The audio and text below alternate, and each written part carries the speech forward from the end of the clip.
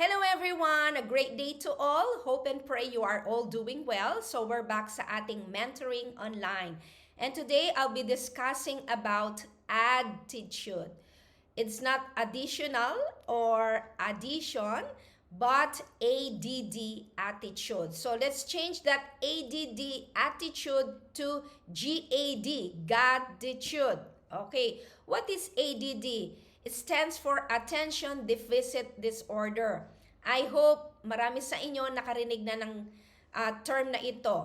It is a neurodevelopmental disorder in certain areas of the brain that causes inappropriate levels of inattention, impulsivity, or hyperactivity. Most researchers points to genetic and hereditary as deciding factors daw po kung kaya't ang isang tao ay nakukuha niya yung ADD. But yung isang pediatric, yung doktor ng mga bata, convinced siya that it is a byproduct of our fast-paced, stress-out lifestyle. Kung papasinin nyo nga po naman, no? Dahil nasa new technology, nasa technology age tayo. Everything is instant, So maraming mga parents na nag-work, they are immersed in a fast-paced world. Kung kaya't ang nagiging babysitter ng kanilang mga anak ay walang iba kundi yung mga instant video games, yung television, at yung mga gadgets. So sad to say, maraming mga children, hindi lang po mga children kundi mga adults ang nagsasuffer po ng ADD. Yung tinatawag na attitude disorder. Attention deficit disorder. So, ano po yung mga common symptoms kapag may ganito kang klase ng behavior disorder? So, number 1, meron kang inattention or nagiging short yung span mo sa pakikinig. And then, nagkakaroon ka ng difficulty on listening to other people. Ito yung mga tinatawag na mainipin. Hindi sila nagtatagal sa isang lugar.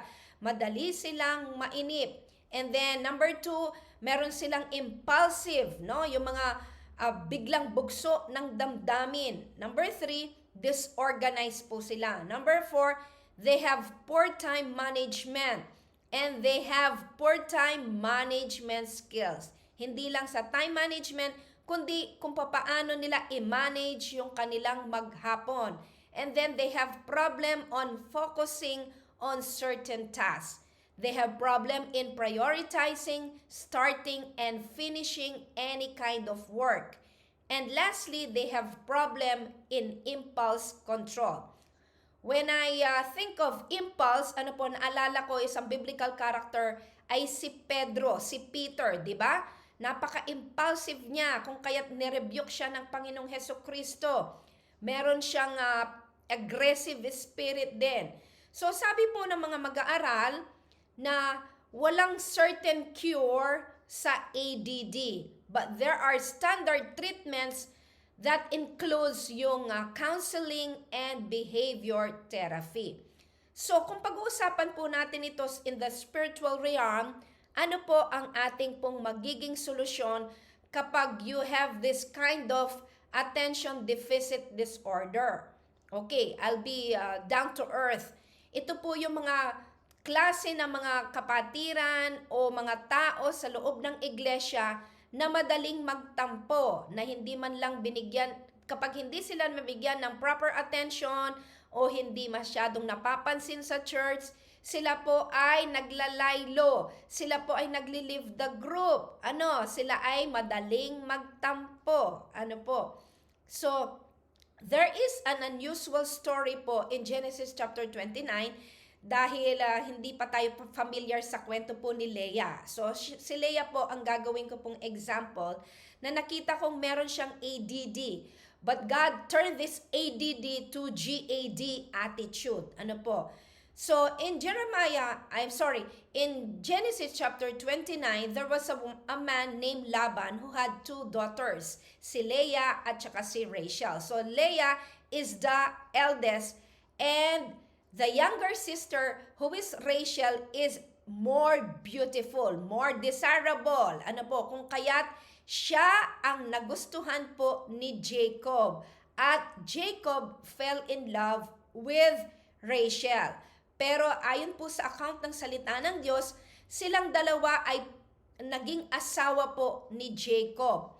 Bagamat si Leah ay naging asawa ni Jacob, pero nakakalungkot, hindi siya nabigyan ng attention, much attention ni Jacob. Surprising po sa kwentong ito that God saw the condition of Leah. Very remarkable po yon. At sabi po ng salita ng Diyos sa verse 31 po ng Genesis 29, when the Lord saw that Leah was not loved, He enabled her to conceive, but Rachel remained childless. So sabi ko kanina, turning Aadttitude to Gadttitude.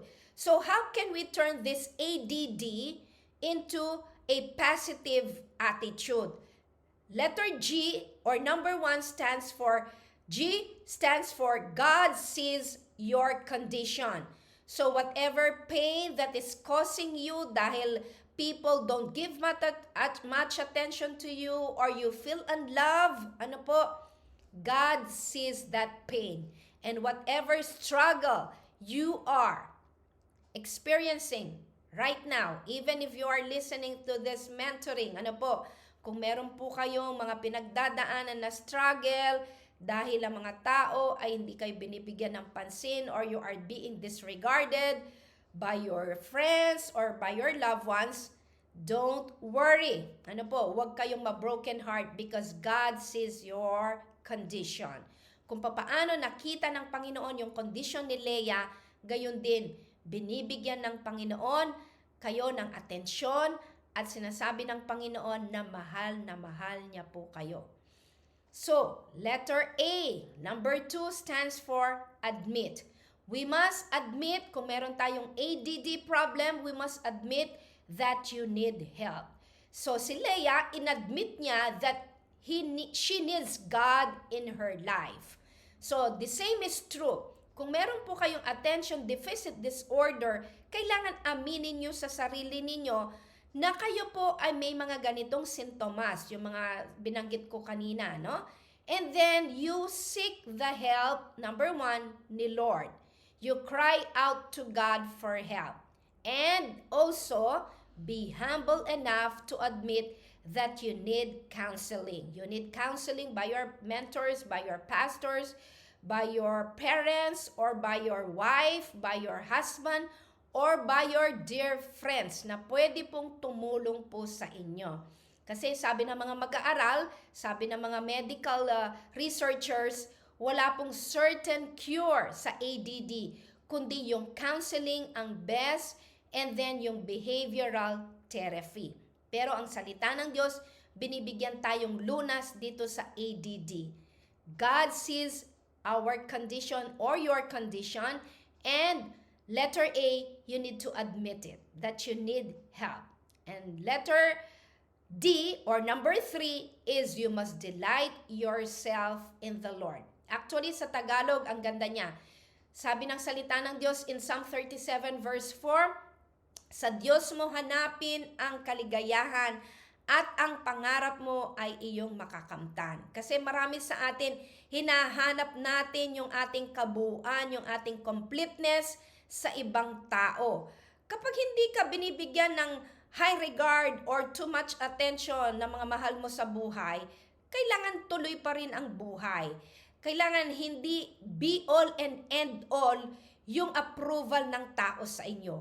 Ang mahalaga, mahal ka ng Diyos, importante ka sa Diyos, at ang Diyos ang kumakalinga sa iyo. Actually, sinulat din yun ni Haring David, no? Sa aklat ng Salmo. Sabi niya, even my parents, even my father or mother abandon me, but the Lord will take care of me. So sa Diyos natin hanapin ang tunay na kaligayahan. If you feel unloved, if you feel deficit sa attention, if you feel unattractive, or if you feel that people don't appreciate you, you keep moving. You keep living your life. Ano po, mag-move on lang po kayo. Huwag po ninyong tatapusin ang buhay ninyo dahil or malulungkot o malulugmok ang inyong buhay dahil hindi kayo pinapansin ni person A or ni person B. Don't mind them. Ano po, ang mahalaga, ang Diyos nagmamahal at nagmamalasakit sa inyo. And then you have to overcome that attitude. Change that attitude to Gadttitude.